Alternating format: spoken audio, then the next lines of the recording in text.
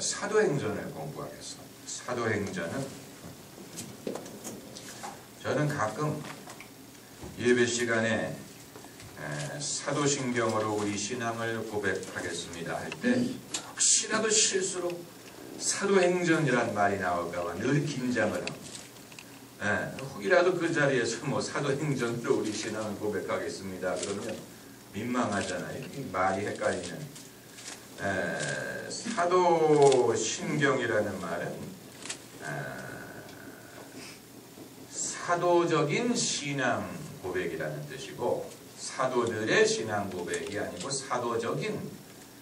사도들이 그 당시에 그런 신앙 고백을 한 건 아니, 그런 그 신앙 고백서를 만든 건 아니고 이후에 만들어진 것인데, 이제 그 사도들의 신앙의 전통과 가르침을 그대로 이어받았다는 의미에서 사도신경이라는 말이 됐죠. 그런데 사도행전은 영어로 하면 Acts of the Apostles, 사도들의 행함이라는 뜻입니다. 사도들의 행적이라는 말. 여기에서 사도행전이라는 말이 비롯됐습니다. 사도들의 행적이라는 말이죠. 사도들의 행적. 이 기독교의 역사를 우리가 생각할 때 몇 가지 신기한 면이 있습니다. 불가사의하지는 않더라도 좀 신기한 그런 면이 기독교 역사에 존재하는데, 첫째는 이 갈릴리의 목수와 어부 출신 몇 사람으로 시작된 이 신앙운동이 어떻게 이렇게 세계적인 종교로 빠른 세월 동안에, 빠른 시간에 세계적인 종교로 발전할 수 있었을까 하는 것입니다.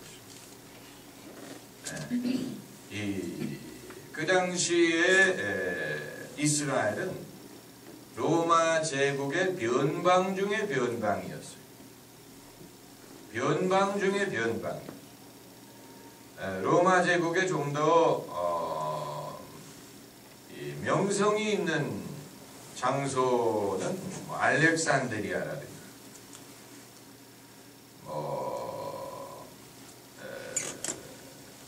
그리스라든가 또 이 한니발이 고향 이름이 뭐죠? 한니발이 카르타고라. 이런 도시들은 이제 그 명성이 있는, 그리고 당연히 이제 이탈리아 반도 이런 데는 그래도 그 명성이 있는 도시였는데, 이스라엘이란 말을 쓰지 않았어요. 그 당시 유대라고 써요. 주디아, 유대, 사마리아 뭐 이런 말을 썼지요. 유대는 그 변방 중의 변방이었어요. 영화 벤허를 보면은 이 본디우 빌라도가 유대 총독으로 가기 이전에 이제 그 벤허를 자기 양자로 입양하는 그 해군 제독과 대화하는 장면이 나온 이 본디우 빌라도가 로마 귀족으로서 이제 황제명을 받아서 유대 총독으로 가기 전에 대화하는 장면이 나오는데, 본인이 별로 탐탁해하지 않습니다. 그런 먼 곳의 총독으로 임명받았다는 사실에 대해서 본인이 별로 탐탁해하지 않고, 유대 지방은 두 가지로 유명하다고 말해. 전갈과 선지자. 전갈과 선지자로 유명한 그런 장소라고 이렇게 평하는 장면이 나오는데, 그러니까 아주 변방에서 시작한 아주 소수의 종교예요. 그런데 이 종교가 세계적으로 큰 신앙이 된 것뿐만이 아니고 삽시간에 그렇게 됐다는 사실. 삽시간에. 이 사도 바울이 예수님을 믿게 된 때가 언제냐면, 성경이 그걸 분명하게 말하고 있지 않지만 여러 가지 정황을 고려해 볼 때 사도 바울이 예수님을 만나서 믿게 된 것은 예수님이 승천하시고 1년 후라고 봅니다. 1년 후, 그 추후 한 31년경에 예수님이 주전 4년에 태어나셨다고 하면은 34세쯤에 돌아가셨다고 하니까 추후 33년쯤에 돌아가시고 추후 30년, 31년, 30년 그때 이제 돌아가시고 부활하셨다는 얘기인데, 사도 바울이 추후 그 1년 후에 예수님을 믿었으니까 굉장히 일찍 일어난 일이죠. 그리고 사도 바울이 30년 동안 사역을 했습니다. 추후 60년경에 순교를 했습니다. 그러니까 이 사도 바울이 그 이전의 모든 그 서신을 쓴 것이고, 그 추후 60년이 되기 이전에 기독교 신앙은 이미 로마까지 퍼져 있었어요. 로마 뿐만이 아니고 이 그리스, 소아시아, 그리고 북아프리카, 이런 광대한 지역에 이미 기독교가 퍼져 있었던 것입니다. 그렇기 때문에 이제 그 기독교 역사를 생각할 때 첫 번째 불가사의한 것은 어떻게 그렇게 삽시간에 크게 번성할 수 있었느냐 하는 것이고, 두 번째는 유대인들에 의해서 시작된 종교가 어떻게 이렇게 이방인들에게 어필해서 이방인들에게 그렇게 널리 퍼질 수가 있었느냐 하는 것입니다. 이건 참 신기한 면입니다. 이슬람과 불교와 비교를 해도 그 차이점이 드러나는데, 불교는 지금으로부터 2600년 전에 시작됐죠. 주전 600년경에 석가모니가 태어났으니까 불교는 역사가 굉장히 긴 종교예요.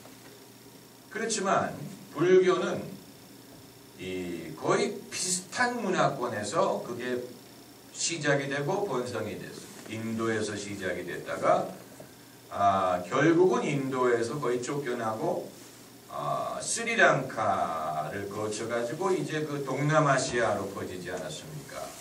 그래서 태국이라든가 버마라든가 베트남이라든가 중국이라든가, 중국을 통해서 신라와 일본으로, 그렇지만 같은 아시아권에서 그게 이제 퍼졌죠. 아직도 불교는 아시아 종교죠. 또 이슬람은 모하메드에 의해서 아라비아 반도에서 시작이 돼서 아랍 민족들을 중심으로 발전한 종교예요. 아랍 민족을 중심으로, 그리고 주변 국가들에게 퍼지기 시작했죠. 그런데 기독교는 유대인들에 의해서 시작이 됐는데, 유대인들보다는 이방인들에게 더 어필을 하고, 그야말로 세계적인 종교로 삽시간에 발전을 했습니다. 이건 결과만 놓고 본다면 굉장히 놀라운 일입니다. 결과만 놓고 본다면, 그 결과만 놓고 보더라도 궁금하게 만드는 그런 면이 있어요. 우리가 비그리스도인이더라도 어떻게 문화적인 현상으로 그렇게 될 수 있었느냐. 그리고 이제 세 번째 궁금한 면은, 불교라든가 이슬람은 그 문화적인 공통점을 타고 발전했어요. 문화적인 공통점. 이슬람은 아랍어를 쓰는 민족, 또 이 아랍의 유목민 문화를 통해서 발전했어요. 그 비슷한 문화를 갖고 있는 사람들에게 어떤 문화적인 요소가 있었어요. 문화적인 요소. 또 불교도 마찬가지. 그런데 기독교는 문화적인 공통점을 타고 발전하지 않았어요. 네. 어떤 그 문화적인 공통점을 그게 없는 상황에서도 문화적으로 공유할 것이 없는 사람들에게도 그것이 뭔가 어필하는 면이 있어요. 그건 사실 거기에 대한 해답은 추측할 수밖에 없습니다. 거기에 대해서는 역사적인 자료가 별로 없기 때문에 그 당시에 어떻게 그게 이루어졌는지에 대한 역사적인 자료는 사도행전밖에 없어요. 제가 말씀드린 이 모든 질문에 대한 해답을 얻을 수 있는 거의 유일한 소스는 사도행전입니다. 사도행전이 기독교 신앙이 어떻게 시작했느냐, 어떻게 시작하고 어떻게 발전했느냐, 초기의 기독교인들은 무엇을 믿었고 어떤 식으로 믿었고, 초기의 설교자들은 어떤 설교를 했고 무엇을 가르쳤느냐, 기독교의 어떤 교리가 핵심적인 교리가 되었느냐 하는 것을 보여주는 아주 귀중한 자료입니다. 사도행전이 있기 때문에 우리가 그것을 알 수가 있지, 사도행전 이후에는 기독교가 처음에 어떻게 발전했는지를 보여주는 그 이후의 자료는 별로 없어요. 네. 그래서 사도행전을 펴시기 바랍니다. 사도행전의 저자는 루카입니다. 루크. 저는 옛날에 누가 하면은 그 옛날에 누가 사탕이라는 게 있어가지고 누가 사탕을 생각했는데, 이 영어로는 루크라고 발음하고 이탈리아어로는 루카라고 발음하고 프랑스어로는 룩이라고 발음을 하는데, 이제 누가는 의사였고 바울의 일행이었고 신학자였습니다. 그리고 그는 누가복음을 쓰고 사도행전을 썼어요. 그러니까 이 바울의 헬퍼였는데, 그 당시만 하더라도 바울은 사도 중에 아주 으뜸이고 스타였죠. 반대로 누가는 바울에 비교하면 그야말로 바울의 협조자로서 제일 먼저 등장하는 사람이 뭐 실라라든가 디모데라든가 바나바라든가, 그리고 나서 한참 있다가 누가의 이름이 나올 정도로 메이저 플레이어가 아니었어요. 그런데 누가가 누가복음과 사도행전을 쓰는 바람에 성경에서, 신약 성경에서 바울 서신보다도 먼저 등장을 하게 됐어요. 그러니까 사람의 팔자는 두고 봐야 됩니다. 그 당시에 그 서열만 가지고 알 수 있는 게 아니에요. 그러니까 이 기독교 발전에 있어서 사실 바울의 역할이 더 크지요. 바울의 역할을 거기에 이제 그 견줄 만한 사람이 없지요.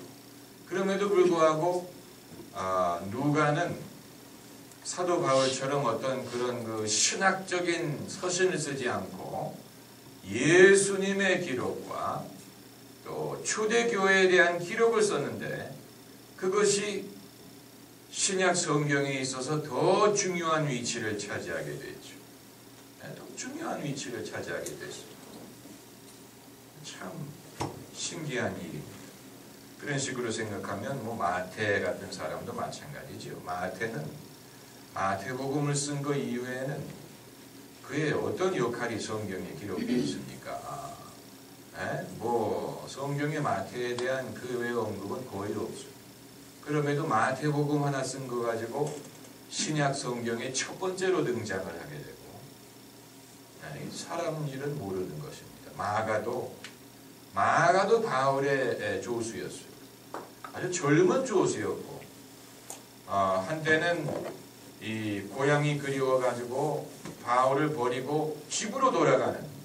그래서 바울이 그에 대해서 안 좋게 생각하고 다시는 그 바울을 자기 팀에 합류하지 못하게 하려는 그런 생각까지 했던 대상인데, 나중에 다시 오라고 하긴 했지만, 그런 마가가 마가복음을 써가지고 그 역시 바울보다도 먼저 신약 성경에 등장하는 인물이 되고, 사람의 일은 모르는 것입니다.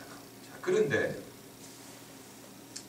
사도행전을 우리가 읽어보면, 이 사도행전은 이제 교회 탄생에 대해서 얘기하고 있죠. 교회의 탄생. 교회의 탄생이란 말은 좀 어폐가 있을 수 있지만, 예수님이 이 땅에 계실 때는 아직 교회가 정식으로 존재하지 않았어요. 교회라는 것은 예수님이 승천하신 다음에 성령이 임하시고 그때 탄생했다고 보는 게 옳습니다. 그 이전에는 교회라는 것이 아직 존재하지 않았어요. 교회라는 이름으로 모이지 않았어요. 예수님이 교회라는 단어를 몇 번 사용하기는 하셨지만, 과연 예수님이 제자들이 교회라는 개념을 당시에 갖고 있었는지는 의문스러워. 예수님이 교회라는 단어를 몇 번 쓰셨어요. 내가 내 교회를 세우리라. 또 교회에 데리고 가서 증인들이 교회에 데리고 가서 그가 회개하지 않으면 교회 이런 식으로 몇 번 예수님이 교회라는 단어를 사용을 하기는 하셨지만, 예수님이 이 땅에 계실 때 정말 교회라는 개념을 제자들에게 심어주신 것인지, 아니면 이후에 이제 생겨난 것인지는 불분명합니다. 왜냐하면 교회라는 것이 그때는 아직 존재하지 않았기 때문에. 그렇기 때문에 사도행전은 교회 탄생 뿐만이 아니고 성령에 대한 소개가 나오고 있죠. 성령. 그 이전에도 성령은 계셨어요. 예수님이 요단강에서 세례 받으실 때 성령이 임하셨고, 또 세례 요한이 어머니 뱃속에 있을 때 성령을 받았다. 구약 성경에도 성령이 등장을 하죠. 창세기 1장에 하나님의 신이 수면에 운행하시니라. 하나님의 신에 대한 언급이 나오고, 또 요셉에 대한 언급을 할 때 바로가 이처럼 하나님의 신에 감동이 된 사람을 어찌 찾아볼 수 있으랴, 이런 말을 하는 장면이 나오고, 또 여호수아서를 보면은 모세가 여호수아에게 안수함으로 여호수아에게 하나님의 지혜의 신이 충만했다, 이런 말도 나오고, 또 사무엘상을 보면 사무엘이 다윗에게 기름을 부었더니 하나님의 신이 다윗에게 강력하게 역사하시느니라, 이런 말씀도 나오고, 이 성령, 하나님의 영에 대한 언급은 구약에도 많이 나와요. 그러나 이 성령이 본격적으로 데뷔하기 시작한 것은 사도행전. 그래가지고 믿는 사람들에게 성령이 임하셔가지고 성령이 믿는 사람 속에 함께 하시고 성령이 역사하고, 이건 사도행전에서 시작되는, 그 이전에는 성령이 제한적으로만 소개가 됐어요. 성령의 역사는 제한적이었어요. 이 요한복음을 보면 예수께서 아직 영광을 받지 아니하신 거로 성령이 사람들과 함께 하지 않았다는 거죠. 그러니까 성령은 예수님이 영광을 받으신 이후부터 역사하기를 시작하십니다. 그래서 이 사도행전에 성령이 등장을 하고 교회가 탄생한 것뿐만이 아니고 기독교의 교리가 정립이 됐어요. 교리라 하면 독트린을 말하는 거예요. 닥트린, 독트린. 그건 중요한 것입니다. 기독교가 가르치고 믿는 것이 무엇이냐, 이게 교리. 사도행전 이전에는 어느 곳에도 복음서에는 교리가 아직 본격적으로 소개되지 않아요. 교리. 근데 사도행전에 그게 등장해요. 무엇을 통해서 등장하는지 아세요? 사도들의 설교를 통해서 등장합니다. 사도들의 설교. 사도행전에 사도들의 설교문이 그대로 보존이 되어 있어요. 그 설교를 통해서 초대교회 사도들이 무엇을 가르쳤는지, 성도들이 어떤 교리를 믿었는지, 그리스도인이 된다는 것은 무엇을 믿어야 되는 것인지가 분명하게 나타나는 교리. 그리고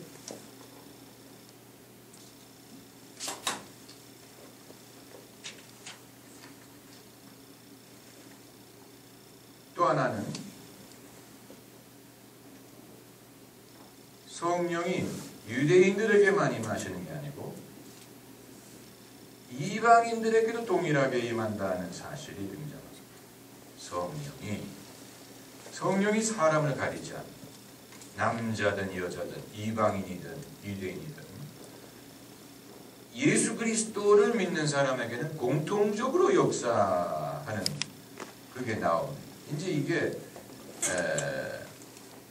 기독교가 짧은 시간에 그렇게 폭발적으로 발전할 수 있었던 비결 중에 하나가 바로 성령에게 있다는 것을 보여줍니다. 아주 강력한 역사를 말하고 있습니다. 이 사도행전 1장을 우리가 찾아서 읽어보면 사도행전 1장 6절부터 8절까지 같이 읽으십시다. 저희가 모였을 때 예수께 묻자 가로되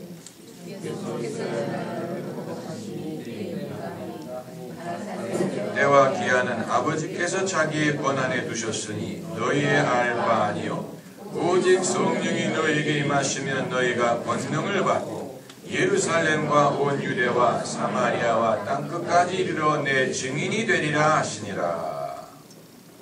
이 말씀은 제자들과 예수님이 마지막으로 나눴던 대화 중에 하나, 예수님이 승천하시기 전에 마지막으로 나눴던 대화인데 이때까지만 해도 제자들은 앞으로 어떤 일이 일어날지를 몰랐어요. 앞으로 어떤 일이 일어날지를 감을 잡지 못했어요. 그들은 사도행전에 기록된 이 놀라운 일들이 일어날지 전혀 알지 못했어요. 전혀 기대하지 않았어요. 그 규모나 또 그 스케일뿐만이 아니고 도대체 어떤 종류의 일이 일어나게 될지도 몰랐어요. 그들은 거기에 대한 아무런 기대감이 없었어요. 그래서 예수님이 사실 승천하신다는 것 자체도 아마 이해하지 못했을 거예요. 왜 가실까? 그렇게 힘들게 부활을 하셨는데 그렇게 놀라운 일이 일어났는데 왜 가실까? 왜 우리와 같이 머무셔서 이전에 하셨던 것과 같은 그런 일을 계속하지 않으실까? 아마 그 문제에 대해서도 아마 이들이 해답을 얻지 못했을 것입니다. 왜냐하면 적어도 사도행전을 보면은 예수님이 그런 질문에 대한 답변을 하지 않았어요. 왜 당신이 떠나셔야 되는지에 대해서 답변하지 않으셨어요. 그냥 가신 거예요. 그냥 가신 거예요. 제자들이 붙잡든 말든. 예. 그렇기 때문에 이 제자들은 앞으로 어떤 일이 일어날지를 전혀 감조차 잡지 못했는데, 이건 우리에게 무엇을 시사하느냐면, 이 기독교의 발전은 결코 제자들의 계획이라든가 의도에 의해서 이루어진 게 아니라는 것을 보여줘요. 제자들이 능력이 있고 또 머리가 좋고, 제자들이 시나리오를 만들고, 제자들의 어떤 그 PR 작업이라든가 마케팅 전략이라든가 천재적인 조직력이라든가, 스티븐 잡스처럼 어떤 천재적인 그런 아이디어를 내 가지고 전 세계 시장에 돌풍을 일으킨다든가 이런 게 아니고, 제자들은 지금 자기들이 뭘 해야 되는 것인지, 어떤 일이 일어날 것인지 감도 잡지 못하는 상황에서 예수님이 승천해 버리셨어요. 그렇기 때문에 이후에 벌어진 모든 일은 계획에 의한 것도 아니고 의도에 의한 것도 아니에요. 이건 그야말로 하나님에 의해서 이루어진 일. 그렇게밖에는 이해할 수가 없어요. 하나님의 계획에 의해서 이루어진 일이죠. 결코 사람이 이룰 수 있는 일이 아니었어. 사람들이 이룰 수 있는 일이 아니었어. 이 소위 제자들의 음모에 의해서 예수님의 부활 스토리가 조작이 됐다든가, 예수님은 기독교를 세우려고 하지 않았는데 제자들에 의해서 기독교가 창시가 됐다든가 하는 논은 당시 상황을 전혀 고려하지 않는, 그저 이 의심하는 사람, 성경을 믿기를 거부하는 사람의 상상에서 나온 것이지, 당시 정황을 우리가 제대로 알면 이건 제자들이 계획할 수 있는 게 아니었어. 왜냐하면 예수님이 승천하실 때까지 제자들은 감조차 잡지 못했어요. 왜 우리를 버리고 가시나이까? 우리는 이제 뭘 해야 됩니까? 예수님이 단 한 가지 말씀하신 게 바로 8절이에요.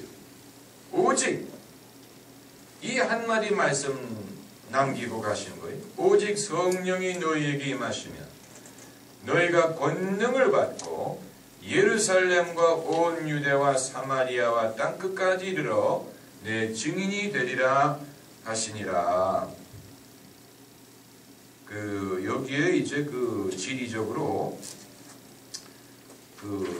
핵심, 중심 지역에서 점점 더 넓게 퍼져가는 것을 말씀하고 계시는데, 이제 지도상으로 보면은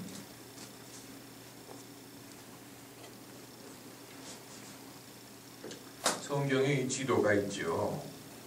지도상으로 보면은 이렇게 이제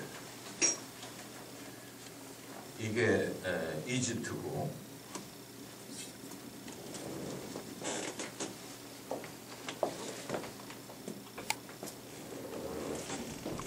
이게 홍해, 아라비아 반도고, 호무즈, 그리고 이제 이게 걸프, 그리고 이제 이스라엘 지역에 예루살렘. 참고로 예수님의 공생의 사역은 갈릴리에서 하셨지만 교회는 예루살렘에서 시작했습니다. 흥미로운 사실이, 기독교 운동이 다시 갈릴리로 돌아간 게 아니고 예루살렘에서 시작됐어요. 예수님이 예루살렘은 떠나지 말라 그러셨어요. 성령을 받을 때까지.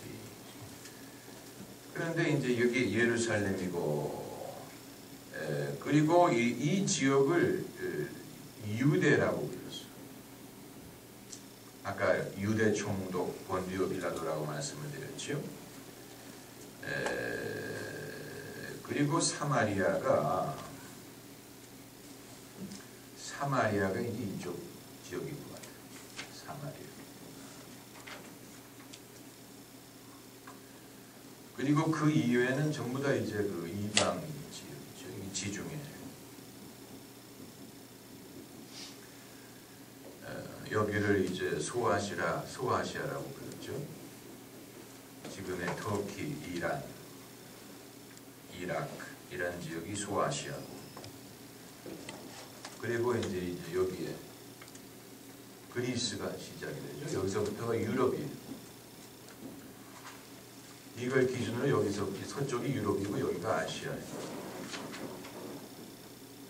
그런데 예수께서 말씀하신 것이, 너희가 성령이 너희에게 임하시면 너희가 권능을 받고 예루살렘과 온 유대와 사마리아와 땅 끝까지 이르러, 이제 이 모든 이방인 세상을 말씀하시는 거죠. 그런데 사도행전의 내용을 읽어보면 예수님 말씀하신 그 순서대로 기록하고 있는 것을 볼 수가 있습니다. 그래서 성령이 오순절날 임하시면서 예루살렘에 예수 믿는 사람들이 생기고, 그것이 유대 지역에 퍼져나가고 사마리아에까지 퍼져나가고, 그리고 이제 이방 땅끝을 향해서 나가기 시작하면서 사도행전이 끝나는. 그래서 이제 본론은 2장부터입니다. 사도행전의 본론은 2장. 아주 중요한 장입니다. Second chapter of Acts. 사도행전 2장. 여러분이 그 신약 성경의 많은 성경 말씀 중에서도 사도행전 2장에 대해서는 잘 알고 계셔야 됩니다. 왜냐하면 사도행전 2장에 성령이 강림하시는 사건이 발생을 하기 때문에, 사도행전 2장 제가 읽어보면, 오순절 날이 이미 이름에, 오순절은 이 6월절부터 50일째 되는 날입니다. 그래서 오순이란 말을 씁니다. 오순이란 말은 50이란 뜻입니다. 왜 50일 되는 날을 명절로 삼았는지는 잘 모르겠지만 유대인 달력에 의한 것입니다. 구약 성경에 오순절 날이 이미 이름에 저희가 다 같이 한 곳에 모였더니 호련히 하늘로부터 급하고 강한 바람 같은 소리가 있어 저희 앉은 온 집에 가득하며 불의 혀같이 갈라지는 것이 저희에게 보여 각 사람 위에 임하여 있더니 저희가 다 성령의 충만함을 받고 성령이 말하게 하심을 따라 다른 방언으로 말하기를 시작하니라. 예수님이 1장 8절에 말씀하신 성령 강림이 오순절날 이루어졌습니다. 누구에게? 다락방에서 기도하던 120명의 성도들에게. 이들이 처음으로 성령을 받았던 오리지널 멤버들 120명, 마가의 다락방에서 기도했던 120명, 그 중에는 예수님의 11제자들, 또 유다를 대신해서 임명받은 마띠아, 예수님의 모친 마리아, 막달라 마리아, 그 이외에 이름은 기록하고 있지 않지만 끝까지 예수님과 함께 했던 그 충실한 제자들이 여기 포함되어 있습니다. 120명. 이들에게 성령이 강림하셔서 초자연적인 현상이 일어나고, 무엇보다도 그들이 예수님이 약속하신 대로 권능을 받았어요. 영적인 권능을 받았어요. 이거를 이제 그 두나미스라고 하는데, 두나미스 권능, 헬라어로 다이너마이트란 말이 여기서 나왔어요. 두나미스, 권능입니다. 권능을 받았어요. 그래서 이제 바로 그날 어떤 일이 일어나게 되냐면 2장 5절에 그때 경건한 유대인이 천하 각국으로부터 와서 예루살렘에 우거하더니 이 소리가 나매 큰 무리가 모여 각각 자기의 방언으로 제자들의 말하는 것을 듣고 소동하여 다 놀라 기이 여겨 이르되 보라 이 말하는 사람이 다 갈릴리 사람이 아니냐 우리 각 사람의 난 곳 방언으로 듣게 되는 것이 어찌미뇨 하면서 이제 이들의 사는 나라와 도시 이름을 바데인, 베데인, 엘레민, 메소포타미아, 유대, 가바도기아, 본도, 아시아 이런 식으로 그야말로 이 지중해 연안의 모든 곳에서 이제 온 사람, 유럽을 빼고 유럽은 여기 포함이 되어 있지 않은 것 같아요. 그런데 이제 소아시아와 팔레스타인과 이집트의 여러 나라에 흩어져 살고 있던 디아스포라 유대인들이 마치 설이라든가 추석이 되면은 사람들이 고향에 돌아가는 것처럼 이 디아스포라 유대인들 많은 사람들이 오순절을 지나기 위해서 예루살렘에 왔는데 그들이 예루살렘에 왔다가 이 성령이 임해서 일어나는 이벤트를 보게 된 거예요. 그 당시에는 지금처럼 이렇게 철저하게 방음이 돼 있고 프라이버시가 보장이 돼 있어가지고 120명에게 일어난 일을 아무도 모른다든가 그런 게 아니고 예루살렘이 좁기 때문에 여기서 일어나는 이 이벤트를 모든 사람이 알게 된 거죠. 어떻게든 알게 됐어. 그래서 이제 이들이 놀라면서 모이게 된 거예요. 그때 14절을 보면은 베드로가 11사도와 같이 서서 소리를 높여 가로되 유대인들과 예루살렘에 사는 모든 사람들아 이 일을 너희로 알게 할 것이니 내 말에 귀를 기울이라. 때가 제3시니 삼시는 오전 9시입니다. 너희 생각과 같이 이 사람들이 취한 것이 아니라 이는 곧 선지자 요엘로 말씀하신 것이니 일러스되 하나님이 가라사대 말세 내가 내 영으로 모든 육체에게 부어주리니 하면서 이제 요엘서에 나온 하나님의 예언이 성취되었음을 선포하면서 22절부터 예수님에 대해서 말하고 있습니다. 이스라엘 사람들아 이 말을 들으라. 너희도 아는 바에 하나님께서 나사렛 예수로 큰 권능과 기사와 표적을 너희 가운데서 베푸사 너희 앞에서 그를 증거하셨느니라. 그가 하나님의 정하신 뜻과 미리 하신 대로 내어준 바 되었거늘 너희가 법 없는 자들의 손을 빌어 못 박아 죽였으나 하나님께서 사망의 고통을 풀어 살리셨으니 이는 그가 사망에 매여 있을 수 없었음이라. 예수님의 공생애와 무고한 죽음과 부활에 대해서 말을 하고 있죠. 그리고 이 시편 말씀을 인용하면서 시편에 예수 그리스도의 부활을 예언했다는 이제 성경 구절을 인용하는 거예요. 그게 바로 다윗이 저를 가리켜 가로되 내가 항상 내 앞에 계신 주를 배웠으며 나로 요동치 않게 하기 위하여 그가 내 우편에 계시도다. 27절에 이는 내 영혼을 음부에 버리지 아니하시며 주의 거룩한 자로 썩음을 당치 않게 하실 것이미로다. 여기에 이제 예수님의 부활을 예고한 예언이 있다네. 성경을 인용하면서. 그래서 32절 이 예수를 하나님이 살리신지라 우리가 다 이 일의 증인이로다. 하나님이 오른손으로 예수를 높이시매 그가 약속하신 성령을 아버지께 받아서 너희 보고 듣는 이것을 부어주셨느니라. 다윗은 하늘에 올라가지 못하였으나 친히 말할 가로되 성경 구절 36절 그런즉 이스라엘 온 집은 정령할지니 너희가 십자가에 못 박은 이 예수를 하나님이 주와 그리스도가 되게 하셨느니라. 이 설교의 결론이지요. 예수께서 주와 그리스도가 되셨다. 주와 그리스도가 되셨다. 메시아라는 뜻이죠. Lord 그리고 Christ. 이 선포를 하는 거예요. 너희가 뭘 믿어야 된다, 회개해라, 이런 어떤 적용을 말하지 않고 그냥 선포하는 거예요.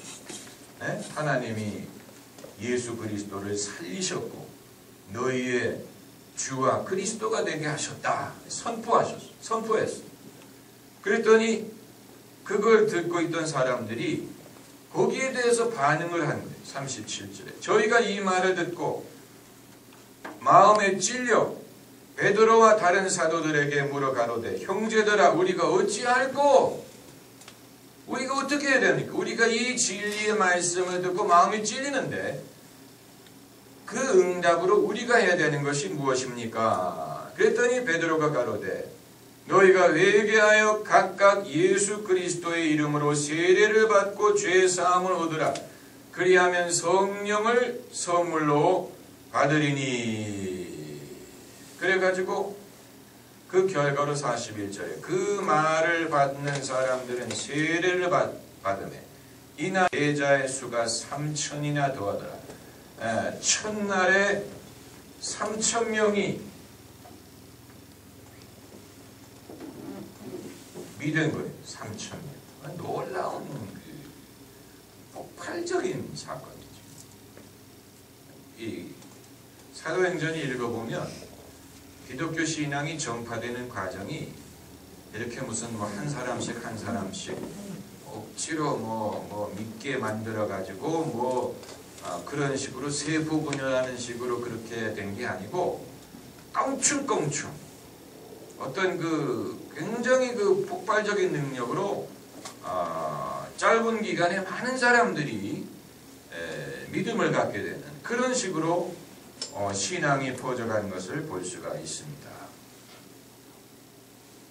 그래서 이제 이 예루살렘 교회의 신앙 생활했던 방식을 기록하고 있는데 2장 42절부터 보면 저희가 사도의 가르침을 받아 서로 교제하며 떡을 떼며 기도하기를 전혀 힘쓰니라. 사람마다 두려워하는데 사도들로 인하여 기사와 표적이 많이 나타나니 믿는 사람이 다 함께 있어 모든 물건을 서로 통용하고 또 재산과 소유를 팔아 각 사람의 필요를 따라 나눠주고 날마다 마음을 같이하여 성전에 모이기를 힘쓰고 집에서 떡을 떼며 기쁨과 순전한 마음으로 음식을 먹고 하나님을 찬미하며 또 온 백성에게 칭송을 받으니 주께서 구원받는 사람을 날마다 더하게 하시니라. 그러니까 제자들이 예수님이 승천하시기 때만 하더라도 대책이 없었어요. 뭘 해야 될지 몰랐는데 오순절날 성령이 강림을 하시니까 순식간에 이 제자들은 자기들의 사명이 무엇이며 하나님이 그들에게 주신 권능이 무엇이며 또 그들이 세상에 전파해야 될 메시지가 무엇인지를 알게 된 거예요. 성령이 임하심으로 이 그들의 모든 질문에 대한 해답을 얻은 거예요. 그 이전까지는 그들이 세상에 무슨 메시지를 전해야 될지도 잘 몰랐어요. 그런데 성령이 임하시면서 이 모든 것이 분명해진 것이죠. 그래서 하루아침에 사도들은 많은 사람들의 영적 지도자로 구상을 합니다. 그들이 처음부터 어떤 리더십 교육을 받고 또 어떤 그런 리더십 재능이 있었던 사람들이 아니고 하나님이 주신 권능으로 말미암아 삽시간에 수많은 사람들의 영적인 지도자가 됩니다. 그래서 이들이 사도의 가르침을 받으면서 사도를 통해서 표적이 나타나면서 이 사도들의 말씀을 사모하면서 이런 식으로 교회라는 것이 형성이 된 것입니다. 그런데 이제 그 이외에 여러 가지 많은 사건들이 있지요. 그런데 이제 그 중에서 또 하나의 큰 변화는 무엇이냐면 10장에 등장합니다. 10장에 고넬료라는 사람이 등장을 합니다. 고넬료의 직업이 뭐였습니까? 백부장이었죠. 백부장은 어느 군대의 계급입니까? 로마군의 계급. 그 당시에는 지금처럼 무슨 소대장, 중대장, 대대장이 아니고 백부장이 있고 그 위에는 천부장이 있었는지는 알 수가 없지만 센츄리언이라고 성경에는 백부장이 자주 등장합니다. 신기한 현상이 복음서에도 백부장이 여러 번 나와요. 백부장이 이제 그 100명의 군사를 거느리는 장교인데 고넬료가 이방인임은 분명하지만 로마인이었는지는 확실하지 않습니다. 그 당시에 로마군은 반드시 로마인으로만 구성된 게 아니고 로마 제국의 각 지역에서 차출된 사람들이 많았어요. 용병도 많았고 이 영화 킹 아서를 보면은 이 아서가 영국의 왕이 아닙니까? 그런데 그가 출신 지역은 저기 그 소아시아에서 이 어린 소년이었을 때 로마군에게 끌려가 가지고 이제 군인이 되고 자기 고향과 멀리 떨어진 영국에까지 파견이 돼 가지고 거기에 장교가 되고 나중에 임금이 된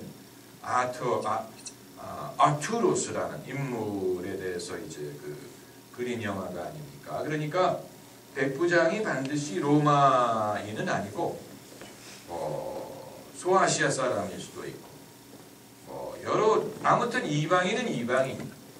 성경이 그가 로마인이라고 말하고 있지는 않지만 이방인인 것만은 분명합니다. 그런데 이제 10장을 보면은 이제 고넬료라는 인물이 등장을 해가지고 다 읽을 수는 없지만 하나님 예수께서 베드로로 하여금 초자연적인 방법으로 고넬료라는 사람의 집에 찾아가서 복음을 전하게 하셨어요. 근데 이게 이제 양쪽에 다 하나님이 역사를 하셔가지고 베드로에게도 지시하시고 고넬료에게도 지시하셔서 고넬료는 베드로를 청하게 만드시고 고넬료로 하여금 그 청을 받아들이게 하셨어요. 왜 그게 필요했을까요? 왜 이러한 그 초자연적인 인도가 없이는 이루어질 수 없었을까요?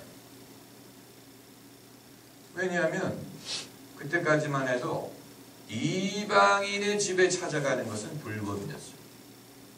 이방인과 같이 어울리는 것이 불법이었어요. 유대인에게 있죠. 이방인에게 찾아가서 복음을 전한다는 것은 상상할 수 없는 일이었어요. 그때까지만 해도 기독교는 유대인들의 신앙이었어요. 유대인들의 신앙이었어요. 유대인을 위한 신앙이었어요.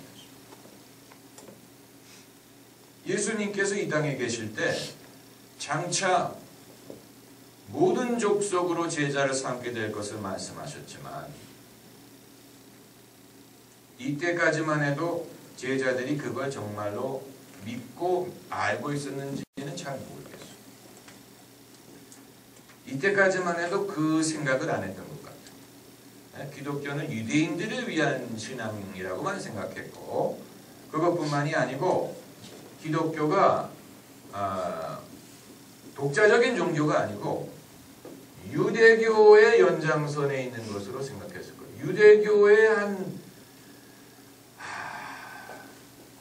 유대교의 발전이라고 생각을 했을 거예요. 이게 독자적인 종교라고 생각하지 않았어요. 제자들은. 그런데 그렇기 때문에 이방인인 백부장에게 찾아가서 복음을 전하게 하기 위해서는 하나님이 이런 그 초자연적인 방법이 필요했다. 이게 하나님이 인도하시는 거라는 것을 확신하기 전까지는 결코 이 만남이 이루어질 수가 없었죠. 그래서 베드로가 이제 찾아가서 예수님에 대해서 증거를 합니다. 34절부터 베드로가 입을 열어 가로되 내가 참으로 하나님은 사람의 외모를 취하지 아니하시고 각 나라 중 하나님을 경외하며 의를 행하는 사람은 하나님이 받으시는 줄 깨달았도다 하면서 예수님에 대해서 말씀하십니다. 43절을 보면 저에 대하여 모든 선지자도 증거하되 저를 믿는 사람들이 다 그 이름을 힘입어 죄사함을 받는다 하였느니라. 베드로가 이 말할 때 성령이 말씀 듣는 모든 사람에게 내려오시니 베드로와 함께 온 할례받은 신자들이 이방인들에게도 성령 부어주심을 인하여 논란이 이는 방언을 말하며 하나님 높임을 들음이러라. 오순절날 120명에게 일어났던 똑같은 현상이 이 이방인 가족들에게도 일어났어요. 이게 고넬료 한 사람만 있었던 게 아니고 그 모든 가족과 친지들까지 모여 있었어요. 몇 명인지는 모르지만 여러 명이었어요. 친지들까지 다 불러 모아가지고 작은 교회가 모여 있었던 거예요. 베드로의 말씀을 사모하고 베드로의 말씀을 듣기 위해서 모인 사람들이 여기 있어요. 그런데 베드로가 아직 설교를 끝내지도 않았는데 이 말할 때 성령이 말씀 듣는 모든 사람에게 내려오셔가지고 이는 방언을 말하며 하나님 높임을 들음이로라. 성령이 이방인들에게도 임했어. 그러니까 순서가 우리는 보통 사람이 먼저 세례부터 받고 처음에 세례 받을 때는 믿음도 별로 없는데 세례를 받아요. 아내가 받으라고 하기 때문에 받아요. 그러다가 이제 나중에 거듭나. 그 다음에 거듭나. 내가 처음에는 그냥 멋모르고 교회를 다녔는데 다니다가 이제 신앙이 생겨가지고 거듭나는. 그러다가 나중에 성령 세례라는 것이 있다는 것을 알게 되고 이제 성령을 받는.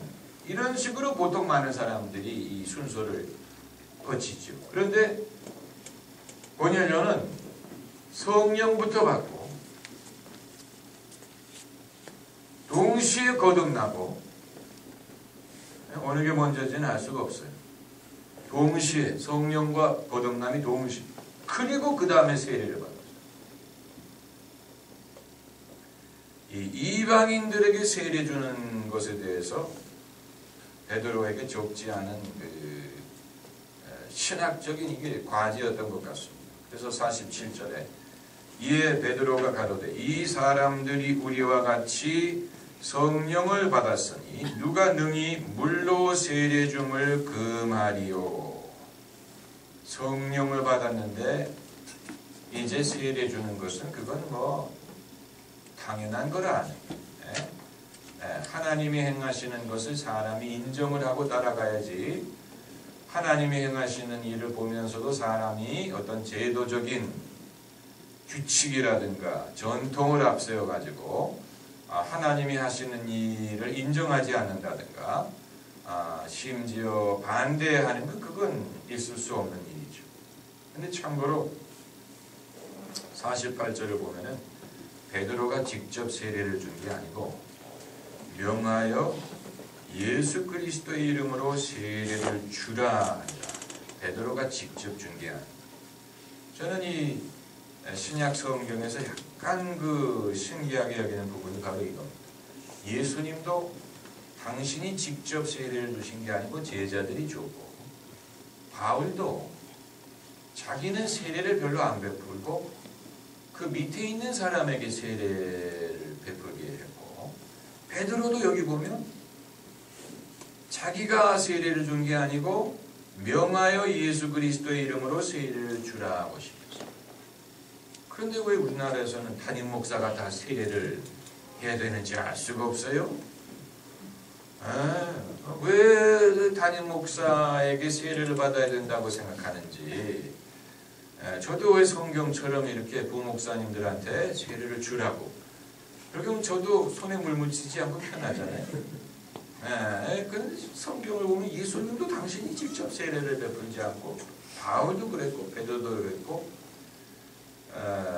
그 이유는 아마 사람들로 하여금 나는 베드로에게 직접 세례 받았다, 뭐 이런 식으로 자랑을 못하게 하기 위한 것이 아닐까, 이렇게도 생각이 되고, 세례라는 예식이 그 자체에 어떤 능력이 있는 게 아니라는 것을 말하기 위한 것이라고 보고, 세례를 받는 것이 그 자체가 사람을 구원하는 게 아니에요. 세례는 어디까지나 의식에 불과하지, 세례식이 사람을 구원하는 능력이 있는 게 아니에요. 그걸 말하기 위한 것이 아닐까, 이렇게 생각이 됩니다. 그래서 이제 잠정적인 결론을 내리면, 이 사건이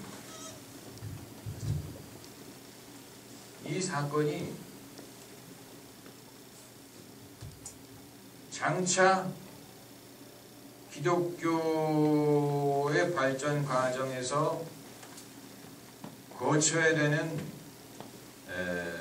역사적인 전환과 신학적인 전환을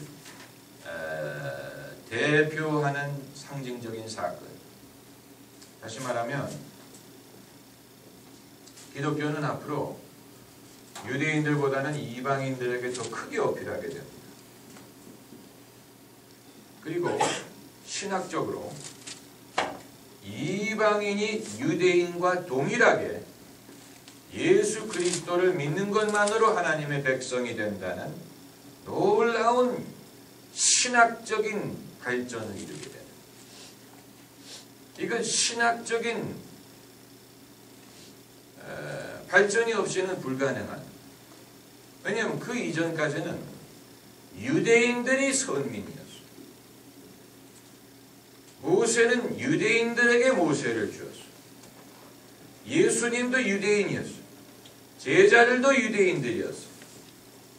예수님은 유대인의 임금으로 오셨어요. 유대인들이 선민이었어요. 유대인들은 율법을 받았고, 유대인 남자들은 할례를 받았고 선민이었어요.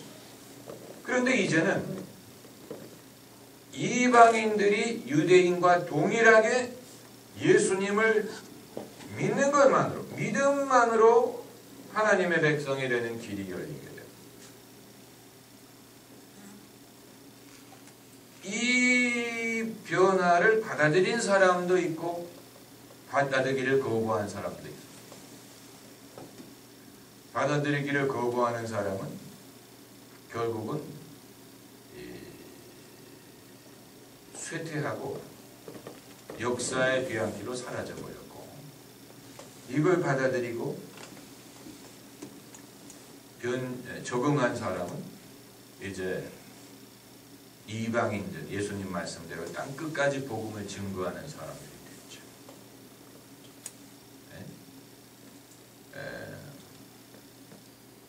이것이 가장 뭐라 그럴까, 중요한 사건이고, 그래서 이제 이 일을 전담하는 사람이 생기게 되는데, 그게 바로 사도 바울입니다. 고넬료의 집에 가서 복음을 전한 사람은 베드로지만 이방인들에게 복음 전하는 일을 전담하게 되는 사람은 바울. 그래서 이제 사도행전 13장부터는 베드로는 별로 등장하지 않고, 그때부터는 바울의 행적을 기록하고 있습니다. 주인공이 처음에는 베드로였다가 스데반이 잠깐 등장했다가 빌립이 나왔다가, 그리고 그 다음부터는 바울이 주인공으로 바뀌게 됩니다.